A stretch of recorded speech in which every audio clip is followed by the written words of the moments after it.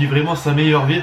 Les amis, j'espère que vous allez bien. Aujourd'hui, j'ai le plaisir de vous retrouver pour un nouvel épisode de la série Actu Foot. Après une semaine plutôt chargée, notamment avec notre fabuleux championnat de France qui est la Ligue 1 Conforama, Ligue 1 Uber Eats. Bientôt, il va falloir changer la transition. Très rapidement, je vous rappelle que cette vidéo est sponsorisée par OneFootball, l'application numéro 1. Tu commences à connaître pourtant cette phrase. Sur toute l'actualité du football, le lien est dans la description. Tout ça, bien sûr, c'est gratuit. Et j'ai pas fini comme la semaine dernière. On enchaîne l'unboxing que j'avais commencé dans la toute dernière vidéo de la série. Et pendant que je déballe tout ça, j'en profite pour vous mentionner le fait qu'il y a une petite offre à partir d'aujourd'hui et ce pendant 7 jours. Sur tous les trainings que vous allez acheter sur thefoot.com, vous aurez un maillot offert, un maillot gratuit qu'il faudra mentionner bien sûr dans le commentaire à un moment donné dans la commande. Dans ce commentaire, comme d'habitude, vous mettez celui que vous avez souhaité, forcément la taille, le flocage si vous en voulez un, le numéro. Bref, toutes les informations nécessaires. Bon, pour notre premier maillot, petit coup de cœur, même gros coup de cœur, les amis. Pourquoi? Puisqu'on trouve le maillot du Borussia Dortmund. Alors, pas le premier, non, bien sûr, le troisième maillot. Le 3/4 de celui-ci aux couleurs du club, jaune. Et un design assez particulier de couleur noire, gris. Sur le haut du maillot, sincèrement, c'est ouf. En plus, avec la petite mention ici qu'on avait mentionnée. La mention qu'on avait mentionnée. Waouh! Dans une vidéo il y a quelques semaines. On avait pu voir le maillot d'échauffement du Barça la semaine dernière. Bah, cette fois-ci, c'est le maillot d'échauffement de la Juventus. Alors, je vais pas vous mentir, je vous donne un avis vraiment personnel et sincère, je le trouve immonde. Totalement immonde, je sais pas vous. Après c'est sûr il y a de l'originalité, mais c'est clairement pas un type de maillot que je mettrai sur moi. Quoi qu'il en soit, c'est disponible sur le site pour les intéressés. Et pour conclure, un maillot d'une équipe nationale, tu vois cette couleur, tu te dis... Qu'est-ce que c'est le fameux maillot blanc, les amis, de l'équipe nationale du Brésil qu'ils avaient porté pour la toute première fois lors de la Copa América. Voilà, donc pour les intéressés, ça se passe dans la description. Et je vous rappelle donc encore une fois que pour toute commande de training, de survêtement, vous avez un maillot offert. Voilà, ça se passe dans la description.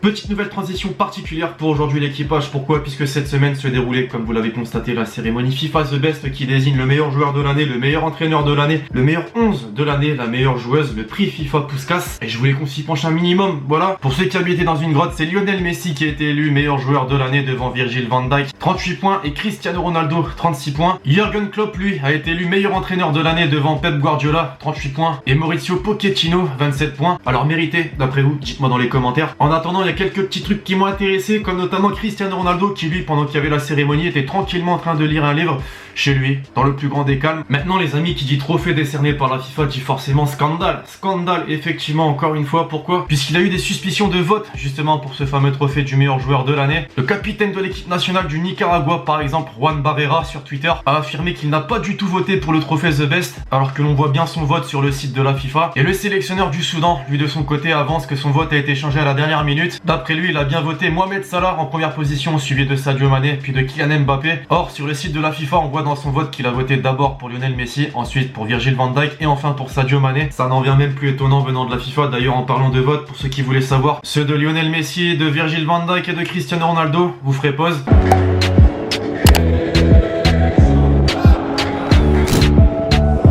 Court aparté sur le Barça aujourd'hui l'équipage. Pourquoi? Puisqu'il y a eu deux petites informations assez intéressantes cette semaine. D'abord, sur la sanction du Barça dans le cadre du transfert d'Antoine Griezmann. Attention, c'est exceptionnel, ils ont écopé d'une amende de 300 €. De 300 €, t'as bien entendu. Et puis ce maillot qui a fait la une du quotidien catalan Sport cette semaine sera très probablement celui du Barça pour la saison 2020-2021. Un maillot qui fuite un an avant, c'est rare, mais pourtant c'est bel et bien le cas. Comment vous le trouvez d'ailleurs? Champagne au parc, les amis, ça c'est un beau résumé de ce qui a pu se passer en Ligue 1 cette semaine. C'était du grand n'importe quoi et totalement imprévisible. J'espère que certains n'ont pas parié comme moi. Ah ouais, non, là il y avait vraiment de l'argent à perdre. Quand l'Olympique de Marseille ne parvient pas à arracher les 3 points à Dijon, quand Lyon quitte la Bretagne avec un petit point seulement. Bon, un but à la 90e, ça c'est sûr. Quand le club rival, Saint-Etienne, ne réussit toujours pas avec une défaite à domicile contre Metz. Enfin, quand le PSG à domicile se fait surprendre par le stade de Reims. Les amis, vous arrivez à suivre? Non, parce que moi franchement j'ai beaucoup de mal. Pour le dernier club cité, on va peut-être pas parler de catastrophe puisqu'on connaît l'issue de la saison. Mais une défaite contre le stade de Reims à domicile, ça marque forcément les esprits. En témoigne d'ailleurs cette image de Kurzawa en pleurs, justement, suite à son remplacement. Ah, il vit un cauchemar, franchement. D'ailleurs, j'ai été étonné de voir Thomas Tuchel ne même pas tester Bakker à sa place puisqu'il était totalement ignoble. Petit coup d'œil au classement, tiens justement, suite à tous ces matchs, le PSG bien sûr, comme je vous l'ai dit, l'issue de la saison sera très certainement inchangée. Premier avec 15 points à égalité avec Angers, bordel, faites un screen les amis de ce classement, c'est du jamais vu. Marvin Martin est-il le nouveau Zidane? Alors pourquoi on parle de lui? Il a rejoint un nouveau club les amis, alors pas de Ligue 1 Conforama mais de Dominos Ligue 2. Ouais, il s'est engagé pour 1 an avec le FC Chambly et je trouvais ça ouf, je sais pas vous, de voir qu'un international français âgé de 31 ans rejoint la Dominos Ligue 2.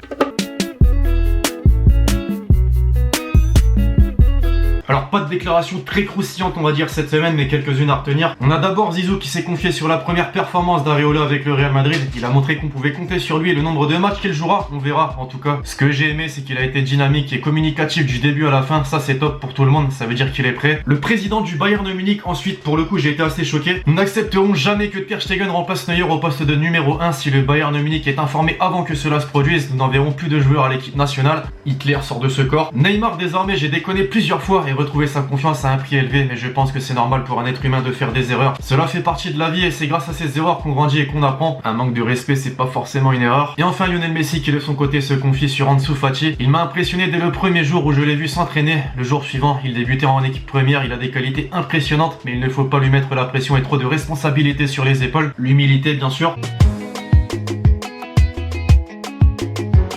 La perte d'aujourd'hui les amis en un mot, Ligue 1, simplement.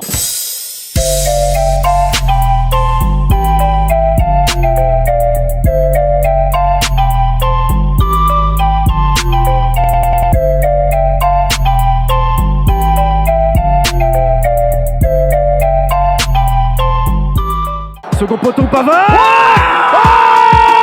Bon, aujourd'hui les amis, je vous le dis, on a un top but à la saveur espagnole, mais pas que, puisqu'il y a une touche italienne avec Franck Ribéry qui a ouvert son compteur de but avec la Fiorentina, et je peux vous dire qu'il a encore de l'or dans les pieds malgré son âge.